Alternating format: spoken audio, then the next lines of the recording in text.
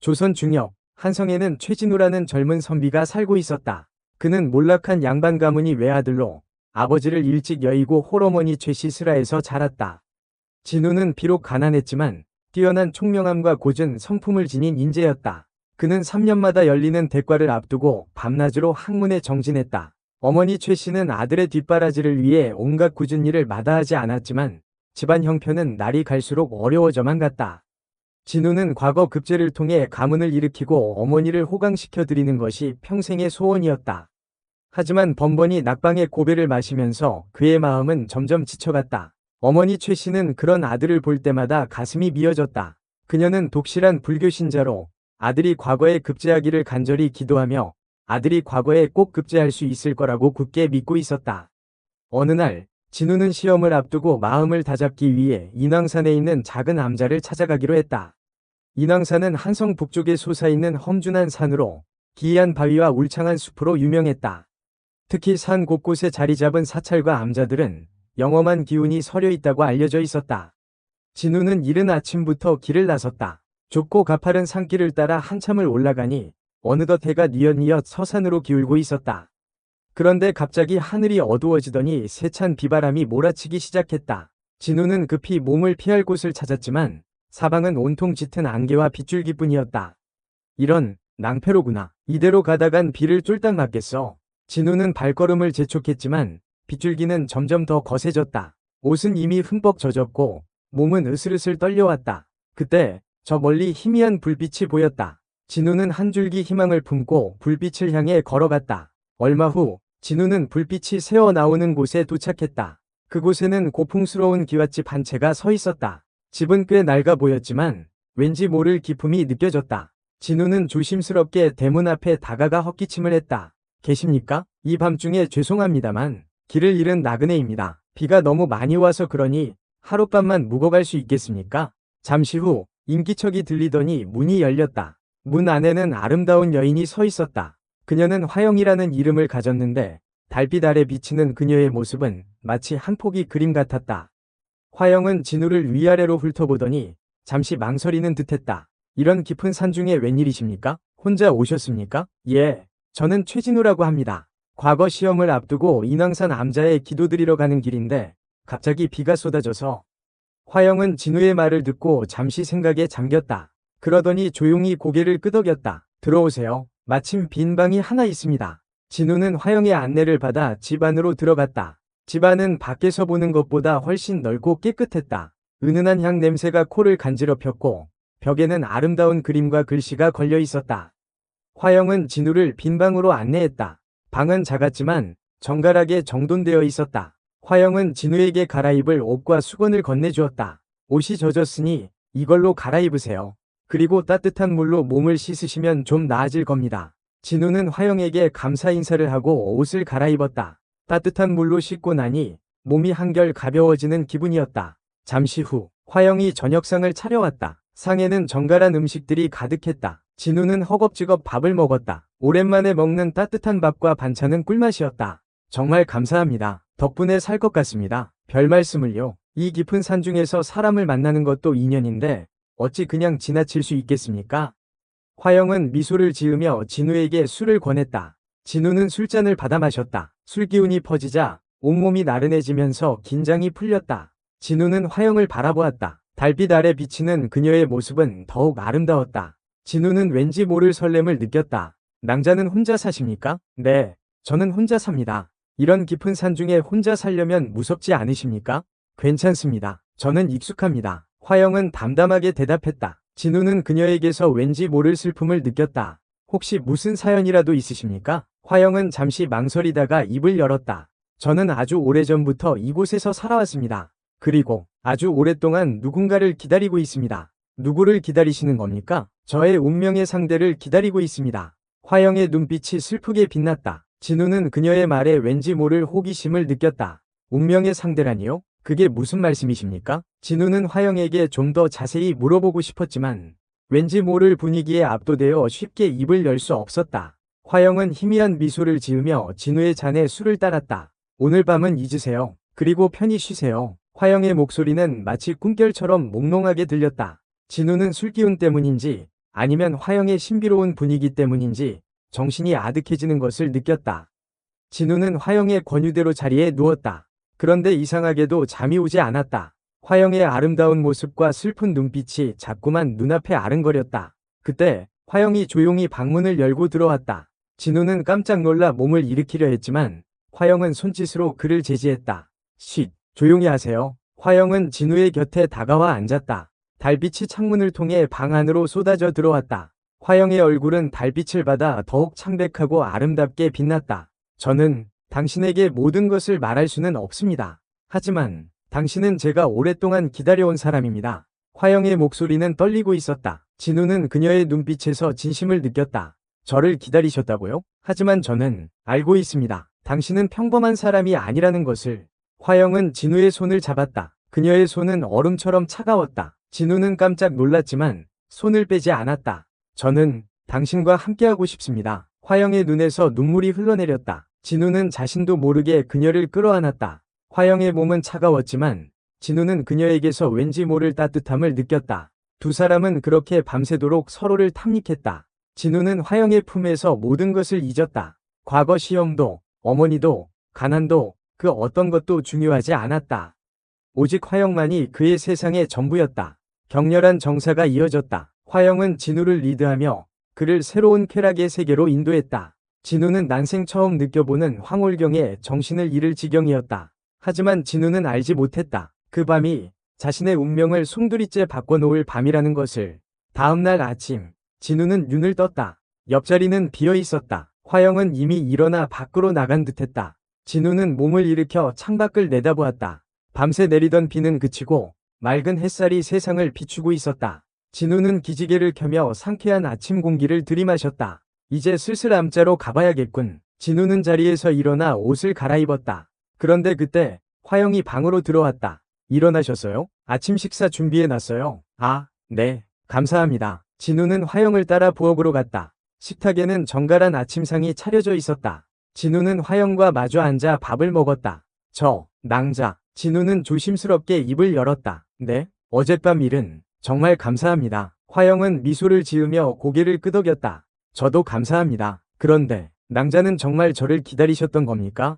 화영은 잠시 망설이다가 대답했다. 네, 저는 당신을 기다렸습니다. 아주 오랫동안. 하지만 저는 평범한 사람일 뿐입니다. 낭자가 기다릴 만한 사람이 아닙니다. 아니요, 당신은 특별한 사람입니다. 그리고 당신은 저의 운명입니다. 화영의 눈빛은 진지했다. 진우는 그녀의 말에 왠지 모를 책임감을 느꼈다. 저는 낭자를 실망시키지 않겠습니다. 저를 믿으세요. 그리고 저를 따라주세요. 화영은 진우에게 한 가지 부탁을 했다. 오늘부터 해가 지기 전까지는 이 집에 돌아오시면 안 됩니다. 낮 동안에는 인왕산에 있는 암자에 가서 공부를 하세요.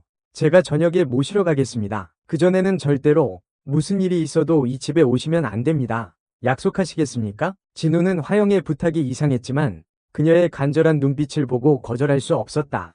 알겠습니다. 약속하겠습니다. 진우는 화영과 헤어져 인왕산에 있는 암자로 향했다. 암자는 깊은 숲속에 자리 잡고 있었다. 진우는 암자에 도착하여 자리를 잡고 책을 펼쳤다. 하지만 도무지 글이 눈에 들어오지 않았다. 화영의 아름다운 모습과 어젯밤의 일이 자꾸만 떠올랐다. 어째서 나를 이리 보낸 것일까? 내가 알면 안 되는 비밀이라도 있는 게 아닌가? 진우는 화영에 대한 의심과 궁금증을 떨쳐버릴 수 없었다. 진우는 책을 덮고 밖으로 나왔다. 암자 주변을 서성이며 화영을 생각했다. 그녀의 아름다운 얼굴, 신비로운 분위기, 그리고 알 수 없는 슬픔.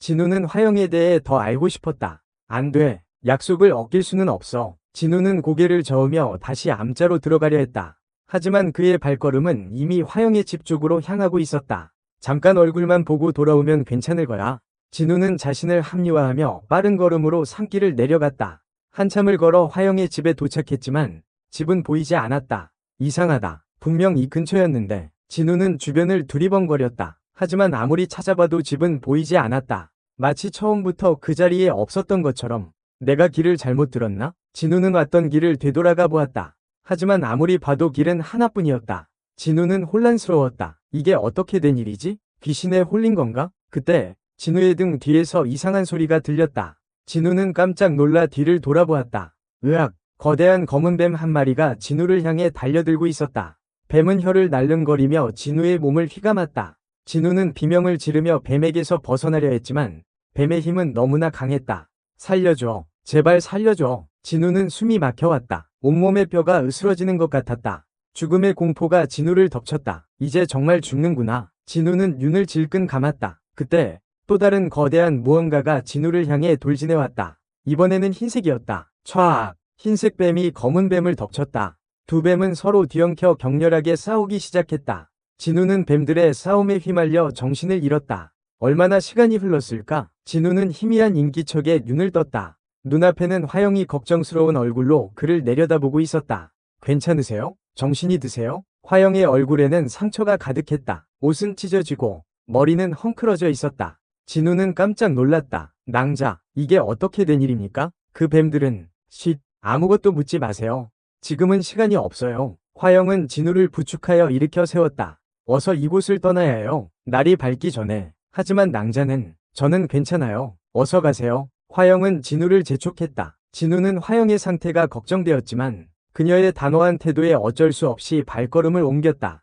도련님, 최도련님. 그때 누군가가 진우를 부르는 소리가 들렸다. 진우는 뒤를 돌아보았다. 저 멀리서 이겸이 달려오고 있었다. 이겸야, 너 어떻게 여기에? 도련님을 찾으러 왔습니다. 밤새 무슨 일이 있었던 겁니까? 그게, 진우는 이겸에게 나탄타 일을 설명하려 했지만 말이 제대로 나오지 않았다. 일단 여기서 벗어나야 합니다. 어서 가시죠. 이겸은 진우를 부축하여 산길을 내려갔다. 진우는 자꾸만 뒤를 돌아보았다. 화영의 모습은 이미 보이지 않았다. 진우와 이겸은 간신히 산 아래 마을에 도착했다. 진우는 몸을 가눌 수 없을 정도로 지쳐 있었다. 이겸은 진우를 자신의 집으로 데려가 간호했다. 며칠 후 진우는 몸을 회복했지만 마음은 여전히 혼란스러웠다. 화영의 정체, 뱀들의 싸움, 그리고 자신의 운명. 진우는 아무것도 이해할 수 없었다. 도련님, 괜찮으십니까? 이겸이 걱정스러운 얼굴로 물었다. 응, 괜찮아. 그런데 이겸야, 혹시 인왕산에 사는 여인에 대해 들어본 적 있느냐? 인왕산에 사는 여인이요? 글쎄요, 저는 들어본 적이 없습니다만. 이상하군. 분명히 그곳에 집이 있었는데. 진우는 혼잣말을 했다. 이겸은 진우의 말을 믿지 않는 눈치였다. 도련님, 혹시 꿈을 꾸신 건 아니십니까? 밤새 비를 맞고 숲속에서 헤매셨으니 헛것을 보셨을 수도 있습니다. 아니야, 꿈이 아니었어. 분명히. 진우는 고개를 저었다. 하지만 그의 목소리는 점점 작아졌다. 그때 진우는 문득 화영이 했던 말이 떠올랐다. 저는 아주 오래전부터 이곳에서 살아왔습니다. 그리고 아주 오랫동안 누군가를 기다리고 있습니다. 저는 당신과 함께하고 싶습니다. 오늘부터 해가 지기 전까지는 이 집에 돌아오시면 안 됩니다. 진우는 그제야 화영의 말이 무슨 뜻이었는지 깨달았다. 화영은 평범한 사람이 아니었던 것이다. 그녀는 이겸야, 혹시 인왕산에 흰 뱀이 산다는 이야기를 들어본 적 있느냐? 흰 뱀이요? 글쎄요. 아, 그러고 보니 예전에 할아버지께 들은 적이 있습니다. 인왕산에는 아주 오래된 흰 뱀이 살고 있는데 가끔씩 사람으로 변신하여 나타난다고 합니다. 하지만 그건 그냥 전설일 뿐입니다. 진우는 이겸의 말을 듣고 확신했다. 화영은 바로 그 전설 속의 흰 뱀이었던 것이다. 진우는 자리에서 벌떡 일어섰다. 이겸야, 나 인왕산에 다시 가봐야겠어. 네? 도련님, 지금 무슨 말씀을 하시는 겁니까?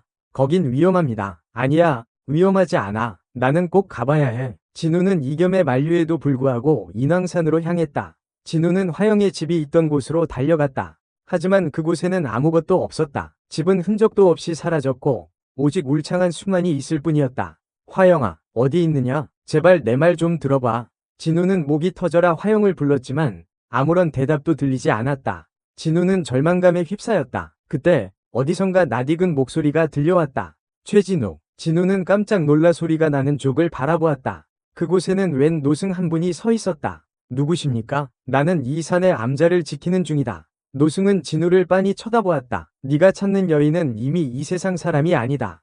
그게 무슨 말씀이십니까? 그 여인은 천년 묵은 백사였다. 인간의 남자를 만나 정을 통해야만 용이 될 수 있었지. 하지만 노승은 잠시 말을 멈췄다. 하지만 그 여인은 너를 만나기 전에 이미 다른 흑사와 원한 관계에 있었다. 흑사는 그 여인을 질투하여 너를 해치려 했고 그 여인은 너를 구하기 위해 자신의 목숨을 바쳤다.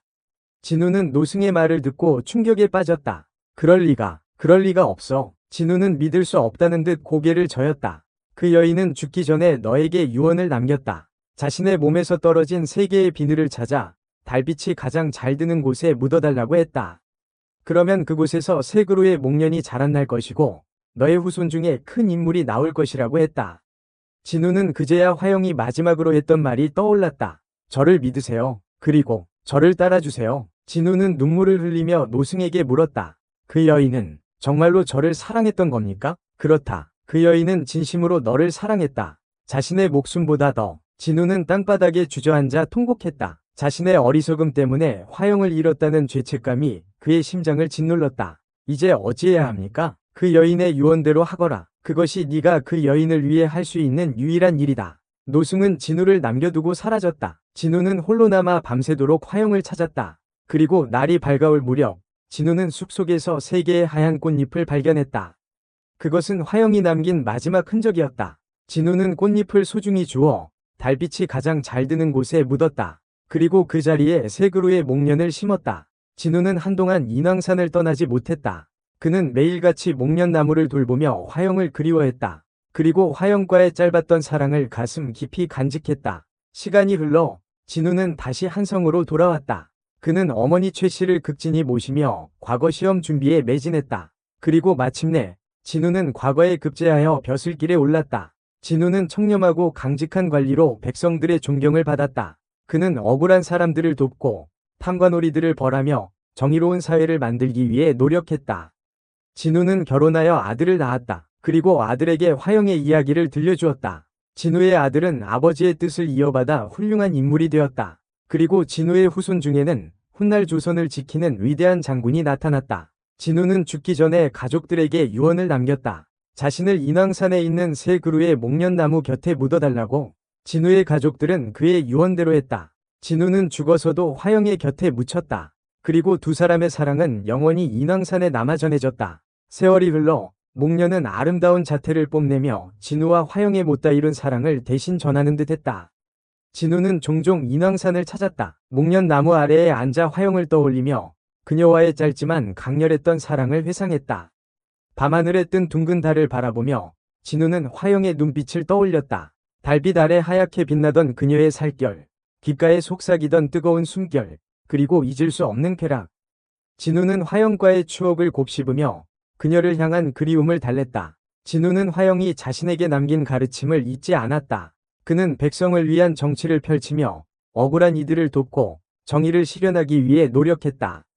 그의 마음속에는 언제나 화영이 함께하고 있었다. 시간이 흘러 진우에게도 죽음이 찾아왔다. 그는 임종을 앞두고 가족들을 불러 모았다. 내가 죽거든 인왕산 새 그루 목련나무 곁에 묻어다오. 진우는 힘겹게 유언을 남기고 눈을 감았다. 그의 가족들은 그의 유언에 따라 그를 인왕산 목련나무 아래에 묻었다. 진우의 후손들은 대대로 번성했다. 그 중에는 화영의 예언대로 뛰어난 장수가 나오기도 했다. 그들은 인왕산 목련나무를 가문의 상징으로 여기고 조상들의 넋을 기렸다. 세월이 흘러도 인왕산에는 여전히 새 그루의 목련나무가 굳건히 자리를 지키고 있었다. 봄이 되면 하얀 꽃잎을 흩날리며 아름다운 자태를 뽐냈다. 사람들은 그 목련나무를 보며 진우와 화영의 애틋한 사랑 이야기를 떠올렸다. 비록 이루어지지 못한 사랑이었지만 그들의 사랑은 시공간을 초월하여 영원히 사람들의 가슴 속에 남아있었다. 그리고 그들의 이야기는 한편이 아름다운 전설이 되어 오래도록 사람들의 입에서 입으로 전해졌다. 인왕산의 목련꽃은 그들의 사랑을 상징하는 꽃이 되었고 그들의 이야기는 잊혀지지 않는 사랑의 증표가 되었다. 밤하늘 가득히 별들이 쏟아져 내리는 밤이면 인왕산 기슭에 심겨진 새 그루 목련나무는 달빛 아래 더욱 신비로운 자태를 드러냈다. 그 하얀 꽃잎들은 마치 화영의 영혼처럼 진우의 넋을 위로하며 밤새도록 은은한 향기를 뿜어냈다. 그리고 두 사람의 사랑은 영원히 인왕산에 남아 아름다운 전설로 사람들의 가슴 속에 살아 숨쉬었다.